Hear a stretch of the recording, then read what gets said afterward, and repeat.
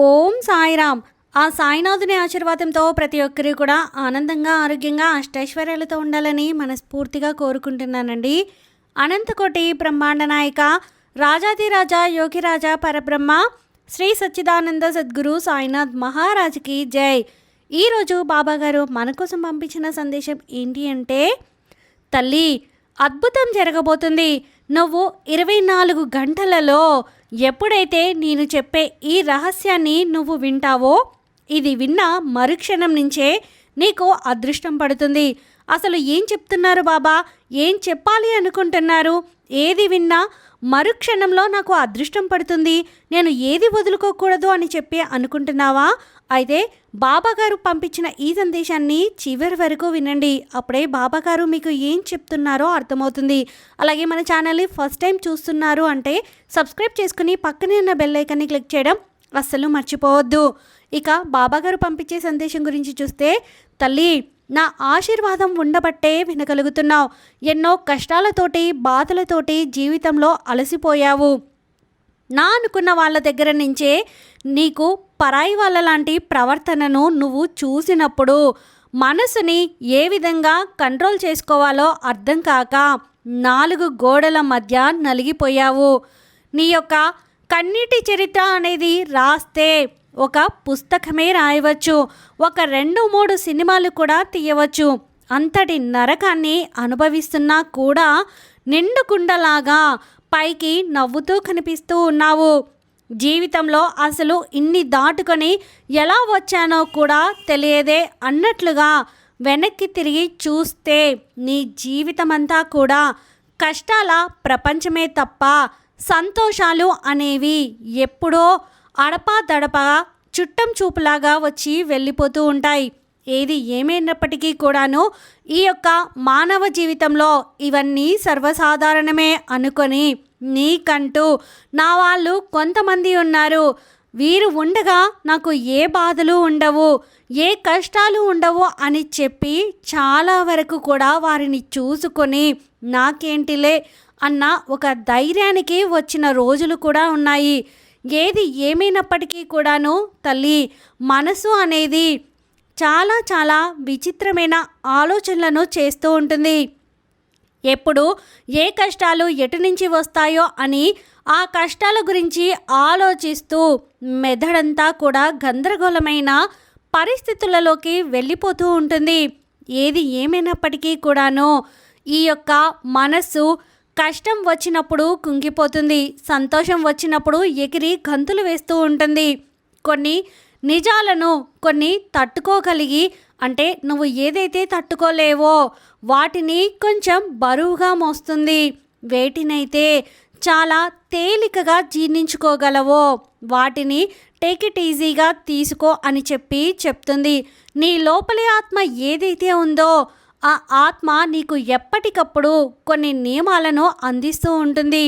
వీరి దగ్గర ఇలా ఉండు, వీరితో ఇలా ఉండు, వీరితో ఇంతవరకు ఈ పరిధి దాటితే ప్రమాదం అని చెప్పి నీకు హెచ్చరిస్తూనే ఉంటుంది. అయినప్పటికీ కూడాను కొన్ని మనసు ఇచ్చే సంకేతాలని కూడా నువ్వు లెక్క చేయకుండా నీ అనుకున్న వాళ్ళు ఎవరైతే నీ ఇంట్లో ఉంటున్నారో వారితో ఎక్కువ స్నేహంగా మంచి చెడు అని చెప్పుకుంటూ నా వారే కదా అని చెప్పి ఎటువంటి స్వార్థం లేకుండా, కల్లా కపటం లేకుండా నవ్వుతూ ఉంటే వారు మాత్రం నిన్ను ఒక పరాయి వాళ్ళలాగా చూస్తూ ఎప్పటికప్పుడు నీ యొక్క సంతోషాన్ని చిదిమివేయాలి అని చెప్పి చూస్తూ, నువ్వు జీవితంలో కోలుకొనేని దెబ్బ కొట్టాలి అని చెప్పి చూస్తూ, కాస్తంత నవ్వినా కానీ, కాస్తంత ప్రశాంతంగా ఉన్నట్లు కనిపించినా కానీ, కాస్తంత నీకు ఏ సమస్య లేదు అన్నట్లుగా ఉన్నా కానీ, నీ దగ్గర ₹1 ఉంది అని చెప్పి తెలిసినా కానీ, ఏదో ఒక రూపంగా ఏదో ఒక రకంగా వారు నిన్ను తొక్కేయాలి అని చెప్పి చూస్తూనే ఉన్నారు. ఎప్పటికైనా కానీ తల్లి, 2 చేతులు కలిస్తేనే చప్పట్లు అవుతాయి. కానీ ఒక్కవైపు ఉంటే ప్రేమ అనేది సరిపోదు, ఒకవైపు ఉంటే గౌరవం అనేది సరిపోదు. ఒక్కవైపు నుంచే నువ్వు అన్ని రకాలు చేయాలి అంటే కుదరదు.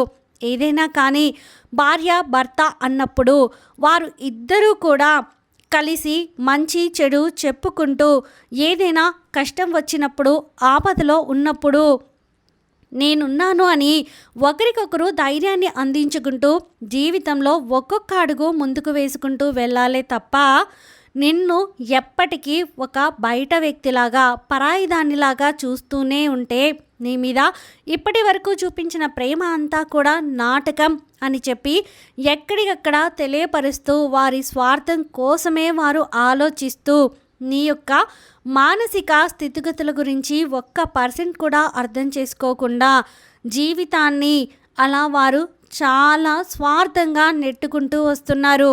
ఇది నేను అందరి గురించే చెప్తున్న మాట కాదు. ఎవరైతే వారి యొక్క భాగస్వామి వల్ల చాలా వరకు కూడా ఇబ్బందులను అనుభవిస్తున్నారో వారి గురించి చెప్తున్న మాటలు. తల్లి, ఎప్పుడైనా కానీ నీకు కేవలం ఒక జీవిత భాగస్వామి వల్ల మాత్రమే కాదు, నీకు నీ అత్తింటి వైపు వారి నుంచైనా, నీ యొక్క ఆడబిడ్డల తరపు నుంచైనా, లేదా నీ బిడ్డల తరపు నుంచైనా, లేదా నీ యొక్క పుట్టింటి వైపు తరపు నుంచైనా ఎవరైనా కానీ నీ యొక్క ఇష్టాలను తొక్కేస్తూ నీ మనస్సుకి నిన్ను ఇష్టం లేకుండా చేసేటట్లుగా చేసే ప్రయత్నం చేస్తూ వారి యొక్క అభిరుచులకు తగ్గట్లుగా నీ యొక్క నడవడికను మార్చేటట్లుగా చేస్తూ వారు నిన్ను అవసరాలకు వాడుకుంటూ చాలా తెలివిగా నిన్ను మ్యానిపులేట్ చేస్తున్నారు అంటే కనుక నువ్వు ఒక్కటే తెలుసుకోవాలి.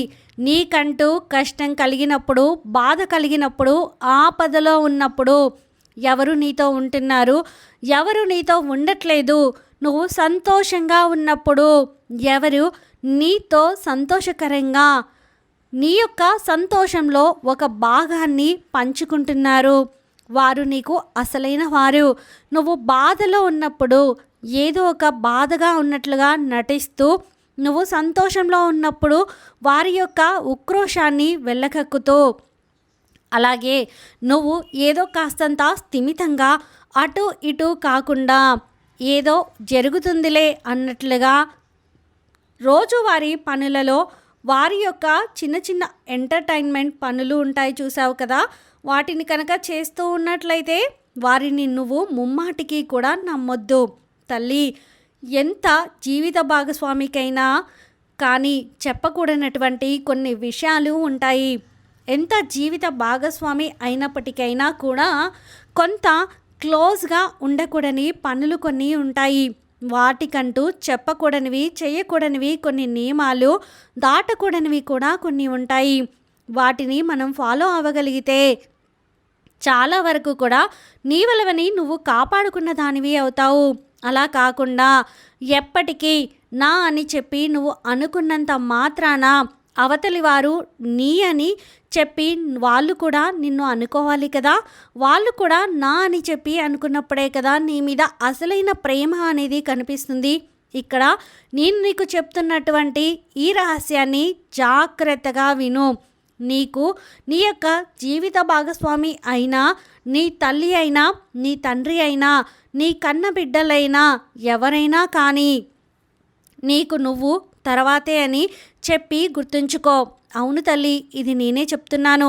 ఎందుకు చెప్తున్నాను అంటే కనుక ఇక్కడ ఎవరికి తగ్గట్లుగా వారు నిన్ను మార్చుకునే ప్రయత్నం చేస్తున్నారు, కానీ ఎవరికి తగ్గ ఆలోచనలతోటి నిన్ను ఎమోషనల్గా బ్లాక్మెయిల్ చేస్తున్నా, కానీ ఎవరికి ఇష్టం వచ్చినట్లుగా నీ యొక్క ప్రవర్తన వారి ఇష్టానుసారంగా మార్చుకుంటున్నా కానీ నీకు ఎప్పుడూ కూడా నువ్వు చేస్తున్నది కరెక్టే అని చెప్పి నీకు అనిపిస్తున్నా కూడా లేదు, నువ్వు ఏదో తప్పు చేస్తున్నావు అన్నట్లుగా నీకు నువ్వే సిగ్గుపడే విధంగా ఆలోచించుకునేటట్లుగా వారి యొక్క మాట తీరు అనేది నీ పట్ల ఉన్నా కానీ అటువంటి వారికి దూరంగా ఉండు.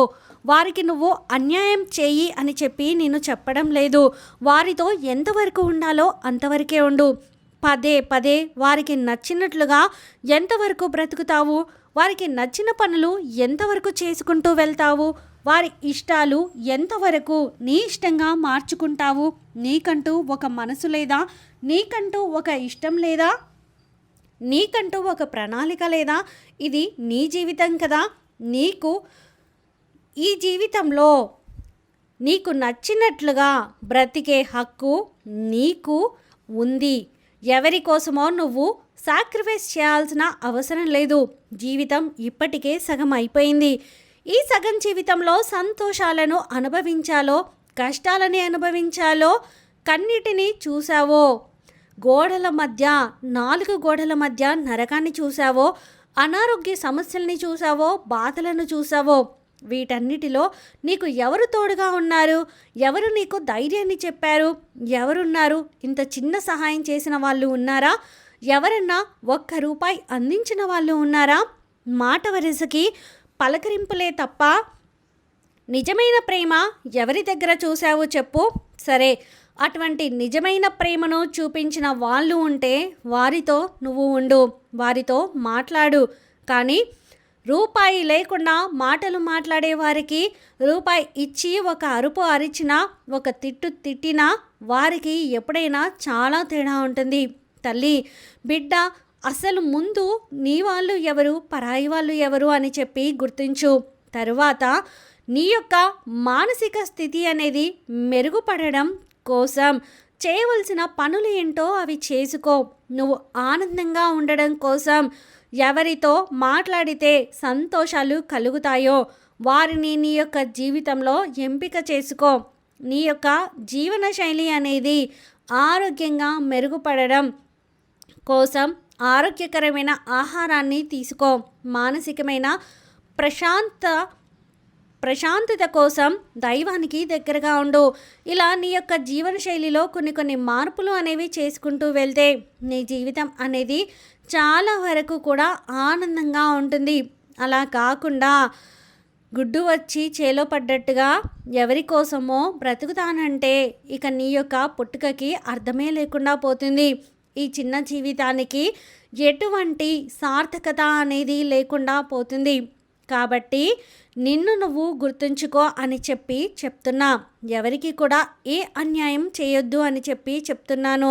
నీకు నువ్వు న్యాయం చేసుకో అని చెప్పి చెప్తున్నా. తల్లి, ఎప్పుడైనా మనం ఎంత మంచిగా ఉన్నా కూడా మనల్ని వేలెత్తి చూపించే వాళ్ళు ఎప్పుడూ కూడా మన జీవితంలో ఉంటారు. మన చుట్టుపక్కల వాళ్ళే మన గురించి చాటున చెవులు కొరుక్కుంటూ ఉంటారు. మనం ఎంత మంచిగా ఉన్నా కూడా ఏదో ఒక తప్పుని మన మీద వేసి రుద్ది ఆ తప్పు చేయకపోయినా సరే చేశామని చెప్పి సృష్టించి 10 మందిలో మనల్ని నవ్వులపాలు చేయాలి అని చెప్పి, అవమానపరచాలి అని చెప్పి చాలామంది కూడా 1000 కళ్ళతోటి ఎదురు చూస్తూ ఉంటారు. ఏది ఏమైనప్పటికీ కూడాను వీళ్ళు ఉన్నారు కదా, వీళ్ళు మనల్ని అన్నారు కదా, మన మీద తప్పు రుద్దారు కదా అని చెప్పి మనం ఎప్పటికీ కూడా ఆలోచించకూడదు. ఇది మన యొక్క కర్మ, మన యొక్క జీవితం, మన కర్మానుసారం ఏదైతే జరుగుతుందో, సంతోషమైన బాధ అయినా వాటిని మనం జీవితంలో అంగీకరించుకుంటూ అలా ఒక్కొక్క అడుగు వేసుకుంటూ ముందుకు వెళ్ళాలి. జీవితం అంటే అన్ని సంతోషాలే ఉండవు. కష్టం వచ్చినప్పుడు కృంగిపోకూడదు. సంతోషాలు వచ్చినప్పుడు ఎగిరి గంతులు వేయకూడదు. కష్టం సుఖం రెండు సమానంగా చూడగలగాలి. అప్పుడే ఎటువంటి బాధ అనేది ఉండకుండా ఉంటుంది. ఎప్పుడూ కూడా నెత్తి మీద కొండంత బరువుని పెట్టుకొని దాన్ని మోస్తూ వాళ్ళ గురించి ఆలోచిస్తూ అనవసరమైన మూర్ఖులను మార్చే ప్రయత్నం చేస్తూ నువ్వు కూడా వారితో అతివాదనకు దిగుతూ నీ యొక్క సమయాన్ని వృధా చేసుకోవాల్సిన అవసరం లేదు. ఎవరు నన్ను ఏదంటే నేను వారిని అదే అనాలి అని చెప్పి పెట్టుకోకు.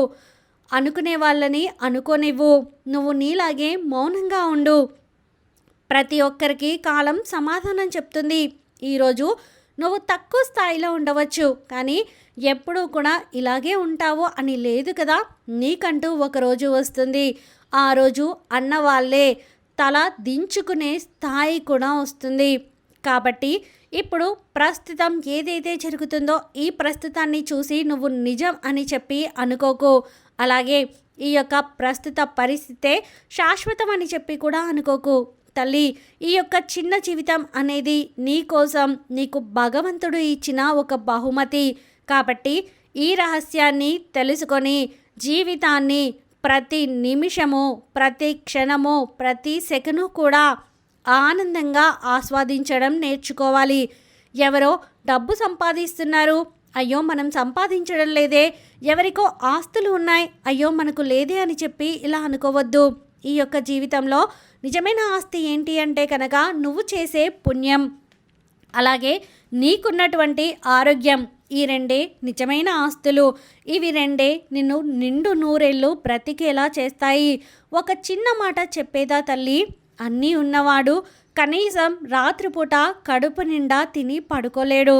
అలాగే ఏ రోజుకు ఆ రోజు పొలం పనులకు వెళ్ళి పచ్చడి వేసుకొని పచ్చడి అన్నం తిన్నవాళ్ళు కూడా ఆరాయించుకొని కంటి నిండా ప్రశాంతంగా నిద్రపోయి ఉదయాన్నే ప్రశాంతంగా నిద్రలేస్తారు.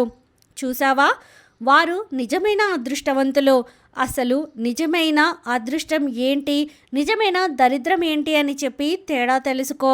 నీకు నువ్వు తెచ్చుకునేటటువంటి కష్టాలకు, నువ్వు ఆలోచించి తెచ్చుకునేటటువంటి మానసిక వేదనకు నువ్వే కారణం అని చెప్పి తెలుసుకో.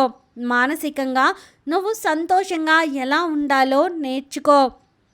జీవితం అంటే అసలు పూర్తి సార్థకత అర్థం చేసుకోవడం కోసం ఎలా ఒత్తిడిని తగ్గించుకోవాలి, నీ పనుల మీద ఎలా ధ్యాసను పెట్టాలి, ఎలా జీవితంలో ముందడుగు వేయాలి, ఇవన్నీ కూడా నిజంగా నువ్వు తెలుసుకున్నప్పుడే ఈ యొక్క జీవితానికి ఒక సార్థకత అనేది ఏర్పడుతుంది. తల్లి, నేను చెప్పే ప్రతి మాట కూడా వాస్తవం అని చెప్పి నువ్వు గ్రహించి తీరాలి. ఎందుకు అంటే నువ్వు ఎవరి కోసమో ఆలోచిస్తున్నావు, ఎవరి కోసమో ఏడుస్తున్నావు, ఎవరి కోసమో నిద్ర లేకుండా గడుపుతున్నావు. అసలు నీ మీద ధ్యాస లేని వాళ్ళ కోసం నువ్వు పూర్తి టైంను కేటాయించి ధ్యాసను పెడుతున్నావు. ఇదంతా కూడా తప్పు అని చెప్పి నేను చెప్పే ప్రయత్నం నీకు చేస్తున్నాను. కాబట్టి ఈ యొక్క జీవితాన్ని ఎవరి కోసమో కాదు, నీ కోసమని చెప్పి నువ్వు గుర్తించు. ఈ రహస్యాన్ని తెలుసుకో. సంతోషంగా జీవించే ప్రయత్నం చెయ్యి. నువ్వు ఎప్పుడైతే ఈ ప్రయత్నం మొదలు పెడతావో అప్పుడే అసలైన అదృష్టం అనేది నీ జీవితంలోకి అడుగు పెడుతుంది అని బాబాగారు అయితే అంటున్నారండి. ఈ వీడియో మీకు నచ్చితే ప్లీజ్ లైక్ చేయండి. మరికొంతమంది సాయి భక్తులకు వీడియోని షేర్ చేయండి. ఫస్ట్ టైం ఛానల్ని చూస్తున్న వారు సబ్స్క్రైబ్ చేసుకుని పక్కనే ఉన్న బెల్ ఐకాన్ని క్లిక్ చేయండి. ఆ సాయినాథుని ఆశీర్వాదంతో ప్రతి ఒక్కరు కూడా ఆనందంగా, ఆరోగ్యంగా, అష్టైశ్వర్యాలతో ఉండాలని మరొక్కసారి మనస్ఫూర్తిగా కోరుకుంటున్నానండి. సర్వే జన సుఖినో భవంతు. ఓం సాయిరామ్.